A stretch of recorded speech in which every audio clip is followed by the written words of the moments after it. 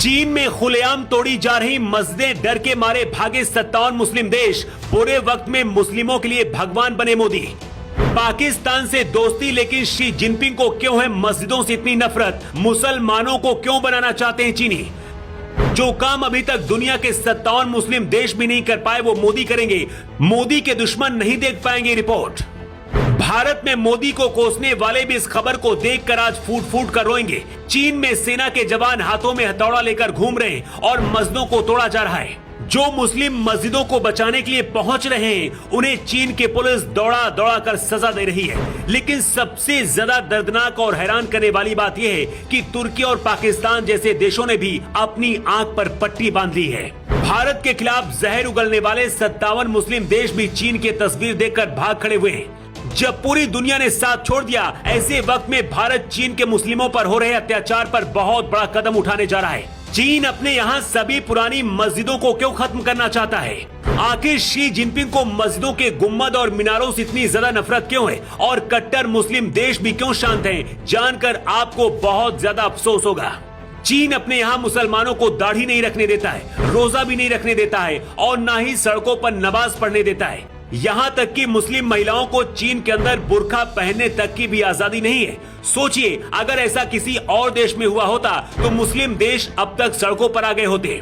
Uyghur मुसलमानों को तो चीन जीने और रहने का भी अधिकार नहीं देता है। अब चीन अपने यहाँ से प्राचीन मस्जिदों को भी मिटा देना चाहता है। दावा किया जा रहा है कि अब तक चीन हजारों मस्जिदों को तोड़ चुका है और अब दक्षिण पश्चिम चीन की सबसे पुरानी मस्जिद की गुम्बद और मीनारों को तोड़ रहा है। बताया जा रहा है कि ये प्राचीन मस्जिद 13वीं सदी में बनी थी।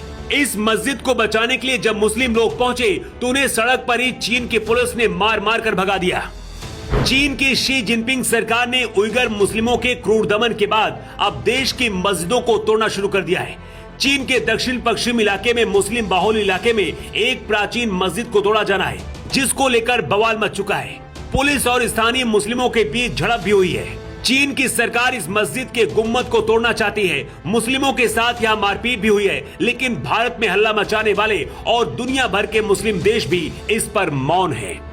ऐसी तस्वीर अगर भारत से आई होती तो अब तक दुनिया भर के मुस्लिम देश और कट्टरपंथी पीएम मोदी पर टूट पड़े होते।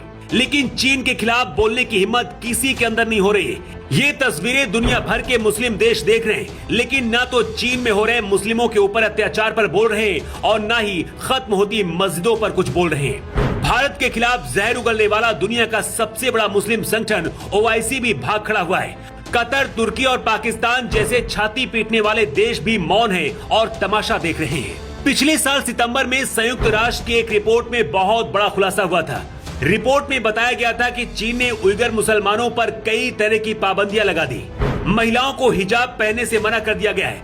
मुस्लिम पुरुषों को दाढ़ी बढ़ाने से मना कर दिया गया है। बच्चों को मुस्लिम नाम देने पर रोक लगा दी गई है। इसके अलावा रमजान के दिनों में रेस्टोरेंट बंद रखने पर भी रोक लगा दी गई है।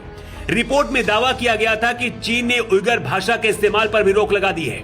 उइगर मुसलमान महिलाओं के साथ रेप और अत्याचार हो रहे हैं, जबकि पुरुष मुसलमानों की चीन नसबंदी करवा रहा है। चीन के अंदर मुसलमानों पर हो रहे अत्याचार पर भले दुनिया भर के मुस्लिम देश चुप हो, लेकिन अब भारत बहुत बड़ा एक्शन लेने की तैयारी में है। चीन और दुनिया के बाकी मुस्लिम देश हमेशा ये दिखाने की कोशिश करते हैं कि भारत में मुसलमानों के साथ अत्याचार होता है, लेकिन अब भारत दुनिया को दिखाएगा कि आखिर मुस्लिम देश कितने ज्यादा दोगले हैं और चीन के अंदर हो रहे अत्याचार पर क्यों चुप है। दुनिया के मुस्लिम देश चीन के कर्जे में दबे हुए हैं, इसलिए चीन के खिलाफ बोलने से पहले ही उनकी जुबान सुन्न पड़ जाती है। चीन में जो हो रहा है, भारत के मुसलमानों को भी ये तस्वीरें देख लेनी चाहिए, जिन्हें लगता है कि भारत में मुस्लिम सुरक्षित नहीं है। वैसे इस खबर को लेकर आपकी क्या राय है? अपनी राय आप कमेंट बॉक्स पर लिखकर जरूर बताएं।